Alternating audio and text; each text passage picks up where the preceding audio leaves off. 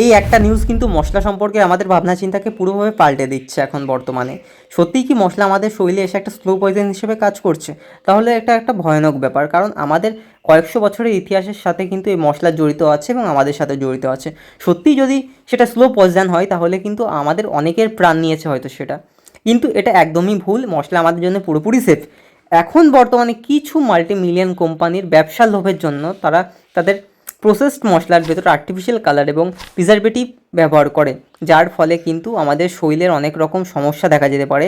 আর এই নিউজটাই সেই রিলেটেডই। এমডিএইচ এভারেস্টের 4 ধরনের মশলাকে সিঙ্গাপুর, হংকং এবং নেপাল থেকে কিন্তু ব্যান করে দেওয়া হয়েছে, কারণ তার ভিতরে একটা প্রিজারভেটিভ ইথিলিন অক্সাইড পাওয়া গেছিলো, যেটা কিন্তু ক্যান্সার সৃষ্টি করতে পারে মুখ এবং পেটের লং টার্মে। তার সাথেও অনেক ধরনের স্বাস্থ্য ঝুঁকি কিন্তু এটা সৃষ্টি করতে পারে।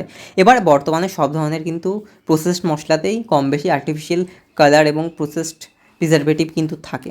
এর জন্য বর্তমানে সবথেকে ভালো নিজের চাহিদা মতো মশলা কিনে নিয়ে এসে সেটাকে বাড়িতে তৈরি করুন, বা আনপপুলার যে ব্র্যান্ডগুলো আছে তাদেরকে সুযোগ দিন।